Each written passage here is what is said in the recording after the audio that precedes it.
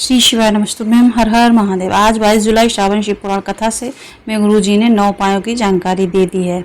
ये सभी उपाय विशेष हैं, बिल्कुल नए हैं और इन उपायों में से कुछ उपाय तो आपको कल मतलब 23 जुलाई श्रावण शिवरात्रि के विशेष अवसर पर करना है। सभी उपायों को आसान भाषा में समझाने का प्रयास करेंगे, इसलिए वीडियो अंत तक देखें ताकि कोई भी उपयोगी जानकारी आपसे ना छूटे। श्रावण के पावन महीने में गुरुजी पंडित प्रदीप मिश्रा जी द्वारा श्रावण की दूसरी शिव पुराण कथा सीहोर में हो रही है।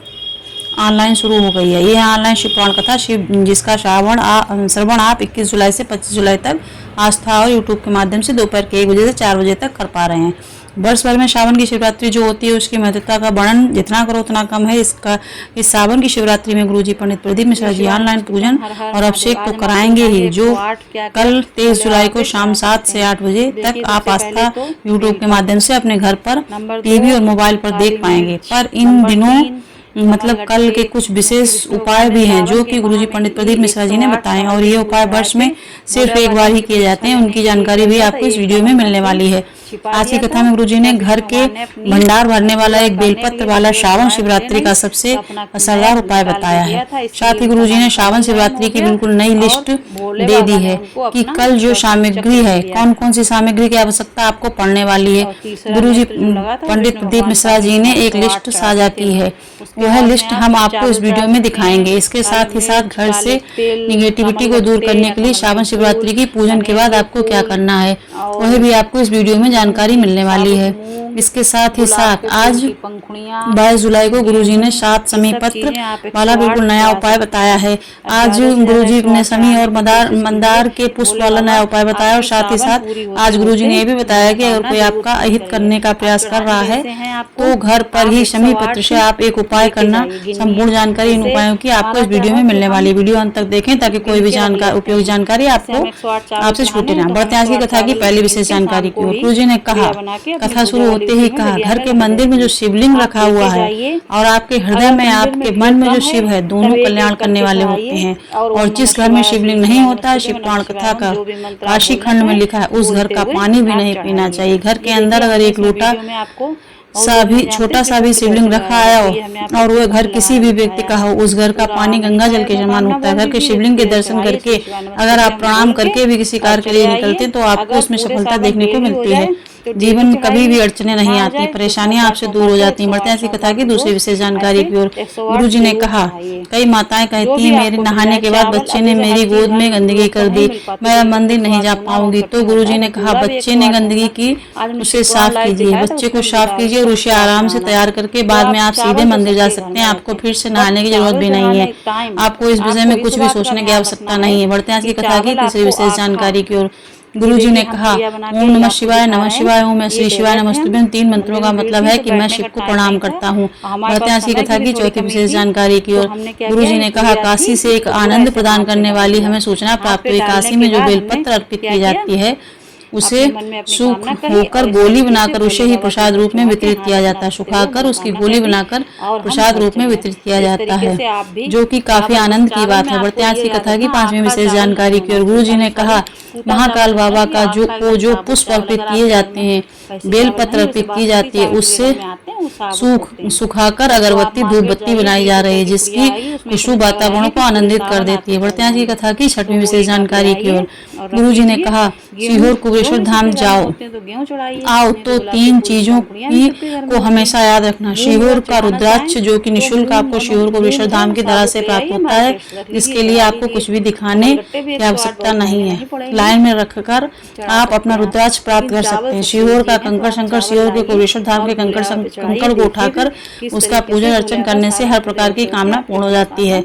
साथ ही साथ तीसरा, प्रदोष काल की आरती। अगर आप सीहोर धाम आ रहे हैं तो आपको संध्या की प्रदोष काल की आरती अवश्य देखना चाहिए। बढ़ते हैं आज की कथा की 7वीं विशेष जानकारी की ओर।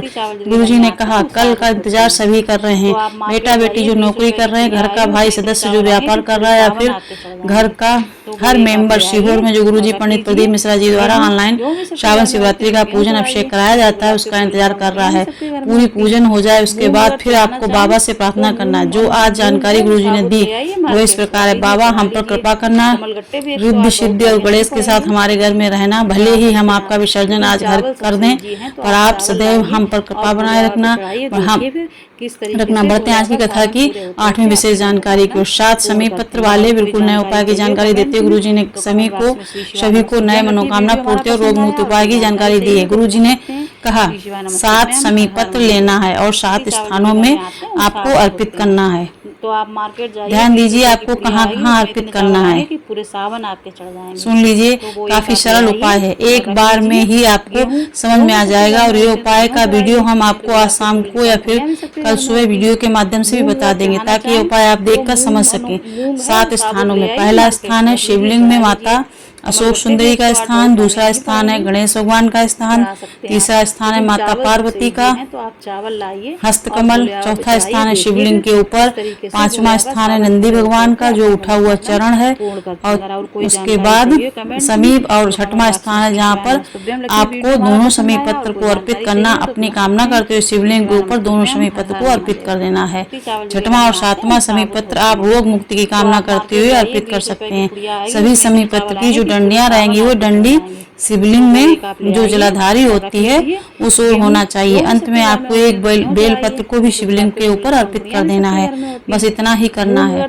बढ़ते हैं आज की कथा की 9वीं विशेष जानकारी की। गुरुजी ने कहा घर में सभी प्रकार के दोषों को दूर करने के लिए, घर में नेगेटिविटी को दूर करने के लिए, घर में पॉजिटिविटी को लाने के लिए जब आप कल पार्थिव शिवलिंग का ऑनलाइन अभिषेक और पूजन करेंगे, पूजन हो जाने के बाद जो जल होता है, जो जल आपने पार्थिव शिवलिंग पे अर्पित किया हुआ है, उसको थोड़ा सा प्राप्त करना और उसका सिंचन घर के मुख्य कमरों में अवश्य करना। बाथरूम में नहीं करें, इस बात का आपको ध्यान रखना है। घर की जो बैठक रूम होती है, किचन होता है और भी जो कमरे होते हैं, उस जल का सिंचन करना चाहिए। बढ़ते हैं ऐसी कथा की 10वीं विशेष जानकारी की ओर। आज गुरुजी पंडित प्रदीप मिश्रा जी ने श्रावण शिवरात्रि पूजन की एकदम नई लिस्ट बता दी है। अगर आप कल श्रावण शिवरात्रि के आप पूजन अभिषेक करने वाले हैं या फिर कभी भी आप पार्थिव शिवलिंग का पूजन अभिषेक करना चाहते हैं, तो आपको ये लिस्ट को सेव करके रख लेना चाहिए।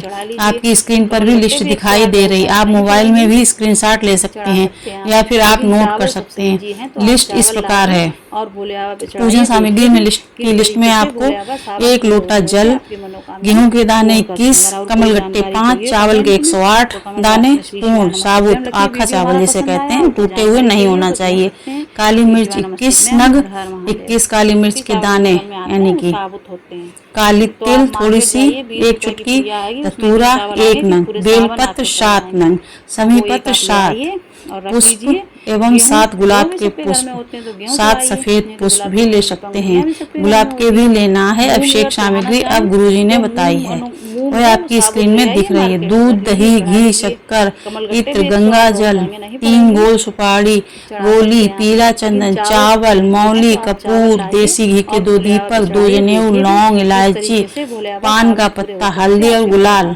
मेहंदी, काली मिट्टी, शिवलिंग बनाने के लिए फल, 5 नग मिठाई और धूप बत्ती। मिठाई की जगह आप गुड़ का भी उपयोग कर सकते हैं, जो आपसे बन सके उस प्रकार से आप पूजन अर्चन कर सकते हैं।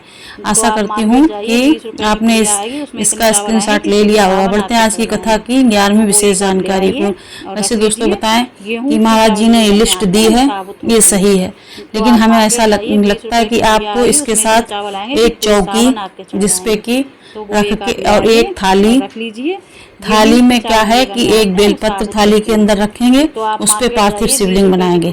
चौकी जिस पे बिछाने के लिए सफेद कपड़ा चाहिए, जो महाराज जी ने नहीं बताया लेकिन चाहिए। महाराज जी भी कल उपयोग करेंगे, आप देखना।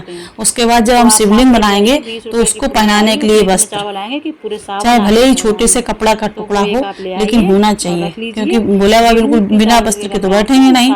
तो वो और भांग और वो क्या कहते हैं, महाराज जी ने नहीं बताई लेकिन वो होनी चाहिए। तो बोले हुआ कि अभिषेक में जरूर होती है भांग और भस्म, तो वो भी आप रख लेना। हो सकता है महाराज जी ना बता रहे हो सकता कल चढ़वाएं, तो जहाँ तक है आप उनका भी यूज कर सकते हैं। इस तरीके से ये है 11वीं विशेष जानकारी को श्रावण शिवरात्रि को कि गुरुजी जब कल ऑनलाइन पूजन और अभिषेक करवाएंगे तो आपको पूरी पूजन होने के बाद एक बेलपत्र श्री शिवाय नमस्तुभ्यं बोलकर उठाकर अपने पास रख लेना है। पूरी पूजन होने के बाद विसर्जन से पहले आपको ये करना है।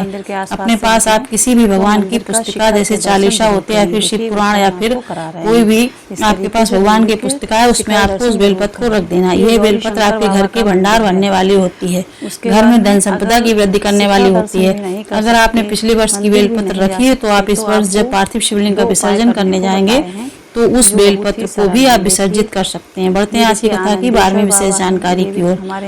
अभी 2 उपाय शेष हैं, इसलिए आप वीडियो अंत तक जरूर देखिएगा। 23 जुलाई 2025 मतलब कल श्रावण शिवरात्रि का पूजन 7 बजे से 8 बजे तक शाम को होगा। इसके बाद 30 जुलाई से 5 अगस्त 2025 तक जयंतीबाई स्टेडियम भिलाई में शिव पुराण कथा होगी। इसके बाद 6 अगस्त प्रदोष के दिन सीहोर में कावड़ यात्रा होगी। इसके बाद तेलंगाना हैदराबाद में भागनगर में 13 से 17 अगस्त 2025 तक शिव पुराण होगी। एक और शिव पुराण जो कि 4 से 8 नवंबर 2025 तक श्रीलंका में प्रस्तावित है। बढ़ते हैं इसकी कथा की 13वीं विशेष जानकारी की ओर।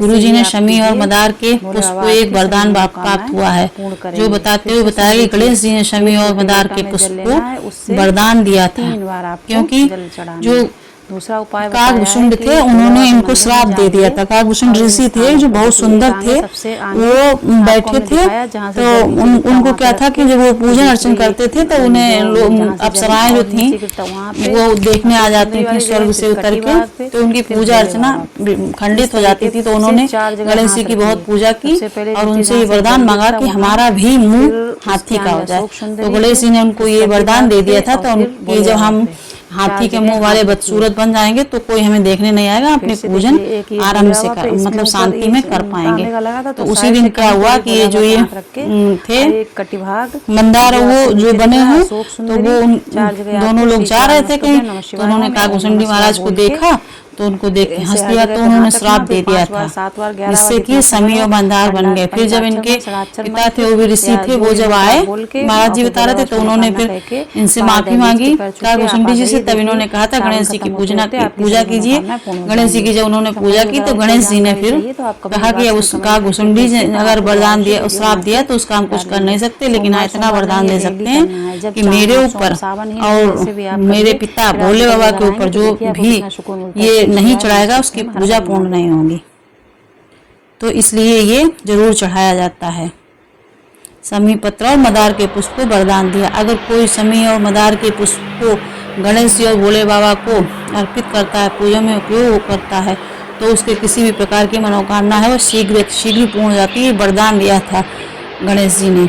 बढ़ते हैं इसकी कथा की 14वीं विशेष जानकारी की ओर। शमी के पौधे या फिर वृक्ष के दर्शन मात्र करने से 12 ज्योतिर्लिंग के दर्शन के बराबर पुण्य फल प्राप्त होता है। आपको अपने घर में शमी पत्र का पौधा रखना चाहिए, वृक्ष नहीं। महाराज जी ने कहा जब तक छोटा रहे, गमले में बहुत छोटा सा, तब तक आप रख सकते हैं। अगर वो बड़ा हो गया तो उसे फिर कहीं और कर दीजिए। यह जानकारी आज गुरु जी ने दी है कि बेलपत्र का तो चाहे जितना बड़ा पेड़ हो जाए वो आप घर में रख सकते हैं, शमी पत्र नहीं रख सकते हैं। बढ़ते हैं आज की कथा की 15वीं विशेष जानकारी की। और आज की कथा में 22 जुलाई को गुरु जी ने विशेष उपाय की जानकारी देते हुए कहा, इतना ही अगर कोई बीमार व्यक्ति है तो उसको डॉक्टर का इलाज लेना है, डॉक्टर जो कहें वो सभी चीज़ें करनी है, पर रोग मुक्ति के लिए उसे भोलेनाथ को विशेष तिथियों में शमी पत्र अर्पित कर देना है। कुछ विशेष तिथियाँ जैसे चतुर्थी, अष्टमी, नवमी, प्रदोष, शिवरात्रि, सोमवार, शनिवार, इन तिथियों में उसे शमी पत्र को शिवलिंग पे अर्पित करना शुरू कर देना चाहिए। रोग मुक्ति प्राप्त होकर ही रहती है। बढ़ते हैं आज की कथा की 16वीं और अंतिम जानकारी की ओर। विशेष उपाय की जानकारी देते हुए गुरुजी ने कहा, अगर आपको लग रहा है कि आपके साथ कोई गलत करने का प्रयास कर रहा है, टोना टोटका करने का प्रयास कर रहा है, तो आपको अपने घर के ही शिवलिंग पर एक सरल और आसान उपाय करना है। एक शमी पत्र अपने ही घर के शिवलिंग पर आपको अर्पित कर देना है। श्री शिवाय नमस्तुभ्यं, नमः शिवाय ओम या ओम नमः शिवाय बोलते हुए आप अर्पित कर सकते हैं। उसके बाद एक बेलपत्र को आपको उसी शिवलिंग के ऊपर अर्पित कर देना है। आपका कोई अहित नहीं कर सकता, टोना टोटका आप पर नहीं कर सकता, ये निश्चित है। आज की कथा में अगर आपको आनंद की प्राप्ति हुई है, अगर कोई भी जानकारी मिली हो, तो आप हमारे कमेंट बॉक्स में जाकर श्री शिवाय नमस्तुभ्यं या हर हर महादेव लिख सकते हैं।